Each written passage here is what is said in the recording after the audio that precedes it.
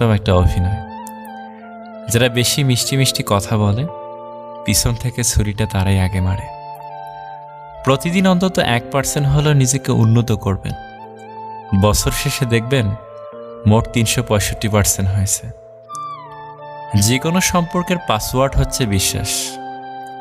মানুষের বেঁচে থাকাটাই অস্বাভাবিক, মরে যাওয়াটা স্বাভাবিক। আজ হয়তো সময়টা খারাপ, কিন্তু সারা জীবন থাকবে না। তবে আজ যাদের চিনে নিলাম, তাদের সারা জীবন মনে থাকবে।